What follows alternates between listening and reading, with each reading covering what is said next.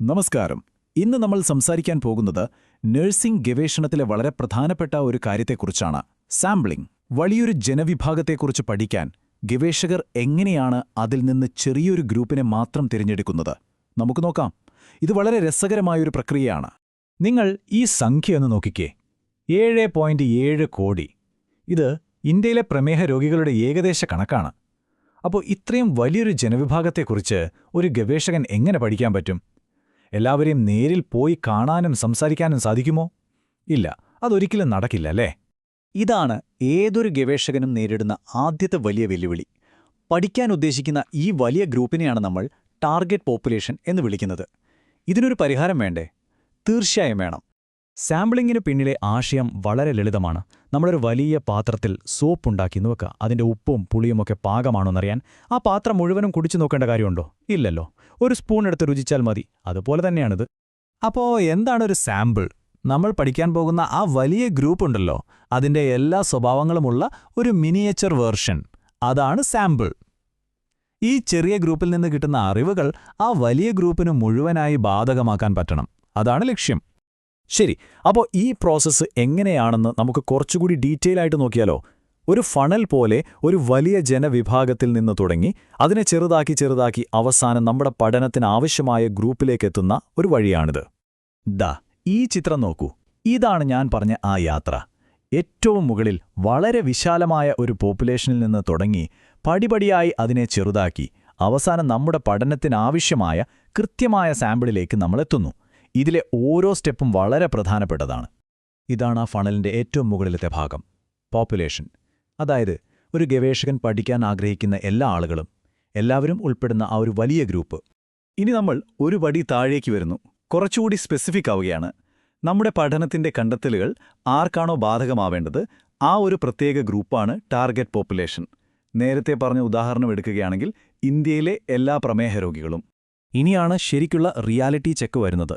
Target പോപ്പുലേഷനിലെ എല്ലാവരെയും നമുക്ക് പോയി കാണാനോ പഠനത്തിൽ ഉൾപ്പെടുത്താനോ പറ്റിയെന്ന് വരില്ല, അല്ലേ? അപ്പോൾ നമുക്ക് ശരിക്കും ബന്ധപ്പെടാൻ പറ്റുന്ന, നമ്മുടെ പഠനത്തിൽ പങ്കെടുപ്പിക്കാൻ സാധ്യതയുള്ള ആളുകളെയാണ് നമ്മൾ ആക്സസബിൾ പോപ്പുലേഷൻ എന്ന് പറയുന്നത്. ഇതൊരു ചിട്ടയായ പ്രക്രിയയാണ്. ചുമ്മാ കുറച്ചുപേരെ തെരഞ്ഞെടുക്കുകയല്ല ചെയ്യുന്നത്. പോപ്പുലേഷൻ ആരാണെന്ന് തീരുമാനിക്കുന്നത് മുതൽ സാമ്പിളിംഗ് രീതി തെരഞ്ഞെടുത്ത് അവസാനം ആ ആളുകളെ കണ്ടെത്തുന്നതുവരെ ഏകദേശം 8 സ്റ്റെപ്പുകളിലൂടെയാണ് ഇത് കടന്നു പോകുന്നത്. ഓക്കെ, അപ്പോൾ എങ്ങനെ സാമ്പിൾ എടുക്കുമെന്ന് നമ്മൾ കണ്ടു. പക്ഷേ എങ്ങനെ ഒരു സാമ്പിളിനെ നല്ല സാമ്പിൾ എന്ന് നമുക്ക് പറയാൻ പറ്റും? എന്താണൊരു മികച്ച പഠനത്തെ ഒരു മോശം പഠനത്തിൽ നിന്ന് മാറ്റി നിർത്തുന്നത്? അതാണ് നമ്മളിനി നോക്കാൻ പോകുന്നത്. ഒരു നല്ല സാമ്പിളിന് പ്രധാനമായും ഈ 3 ഗുണങ്ങൾ വേണം. 1. അതിന് പ്രാതിനിധ്യ സ്വഭാവം വേണം. 2. അത് പക്ഷപാതമില്ലാത്തതും കൃത്യതയുള്ളതുമായിരിക്കണം. 3. അതിൻ്റെ വലുപ്പം ആവശ്യത്തിനുണ്ടായിരിക്കണം. പ്രാതിനിധ്യം എന്ന് പറഞ്ഞാൽ സിമ്പിളാണ്. നമ്മുടെ ടാർഗറ്റ് പോപ്പുലേഷനിൽ പല പ്രായത്തിലുള്ളവരും ആണുങ്ങളും പെണ്ണുങ്ങളും രോഗത്തിൻ്റെ പല സ്റ്റേജിലുള്ളവരുമൊക്കെയുണ്ടാകും, അല്ലേ? ആ ഒരു മിക്സ് അതേ അനുപാതത്തിൽ നമ്മുടെ സാമ്പിളിലും പ്രതിഫലിക്കണം. അല്ലെങ്കിൽ കിട്ടുന്ന റിസൾട്ട് തെറ്റാകാൻ സാധ്യതയുണ്ട്. അടുത്തത് കൃത്യത അല്ലെങ്കിൽ പക്ഷപാതം ഇല്ലാതിരിക്കുക എന്നതാണ്. അതായത് സാമ്പിൾ തിരഞ്ഞെടുക്കുമ്പോൾ ഗവേഷകന്റെ ഇഷ്ടത്തിനോ അല്ലെങ്കിൽ സൗകര്യത്തിനോ അനുസരിച്ച് ആളുകളെ ഉൾപ്പെടുത്തരുത്. അങ്ങനെ ചെയ്താൽ ആ സാമ്പിൾ യഥാർത്ഥ പോപ്പുലേഷനെ പ്രതിഫലിപ്പിക്കില്ല. അതിനെയാണ് നമ്മൾ ബയസ് എന്ന് പറയുന്നത്. അത് ഒഴിവാക്കണം. ഇനി വലിപ്പം. ഇത് വളരെ പ്രധാനമാണ്. സാമ്പിൾ ഒരുപാട് ചെറുതായി പോയാൽ നമ്മൾ കണ്ടെത്തുന്ന കാര്യങ്ങൾ വെറും യാദൃശ്ചിക മാത്രമാകാം. അതിനൊരു സ്ഥിരതയുണ്ടാവില്ല. അതുകൊണ്ട് സ്റ്റാറ്റിസ്റ്റിക്കലി വിശ്വസിക്കാൻ പറ്റുന്ന നിഗമനങ്ങളിലെത്തണമെങ്കിൽ സാമ്പിളിന് ആവശ്യത്തിന് വലിപ്പം വേണം. ഈയൊരു വാചകം നോക്കൂ. ഇത് വളരെ ശരിയാണ്.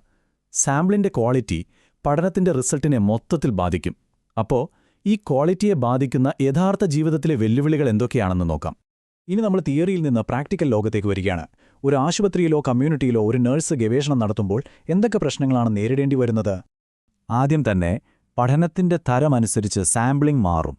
ക്വാണ്ടിറ്റേറ്റീവ്, അതായത് അക്കങ്ങളും സ്റ്റാറ്റിസ്റ്റിക്സും ഉപയോഗിക്കുന്ന പഠനങ്ങൾക്ക് സാധാരണയായി വലിയ റാൻഡം സാമ്പിളുകൾ വേണം.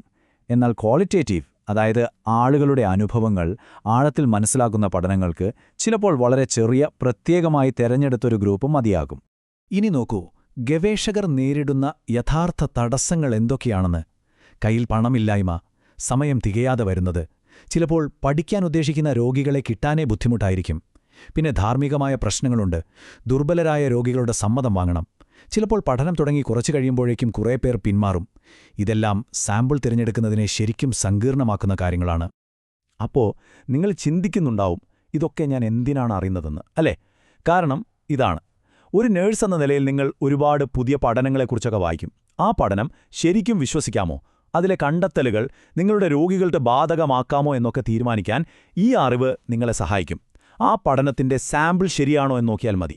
അപ്പോൾ ഈ ചർച്ച അവസാനിപ്പിക്കുമ്പോൾ എൻ്റെ ഒരു ചോദ്യം ഇതാണ്: ഇനി നിങ്ങളൊരു റിസർച്ച് ആർട്ടിക്കിൾ വായിക്കുമ്പോൾ അതിൻ്റെ സാമ്പിളിനെക്കുറിച്ച് നിങ്ങൾ ആദ്യം എന്തായിരിക്കും ചിന്തിക്കുക, എന്തായിരിക്കും ചോദിക്കുക? ഇതൊന്ന് ആലോചിച്ച് നോക്കൂ. അടുത്ത തവണ കാണാം.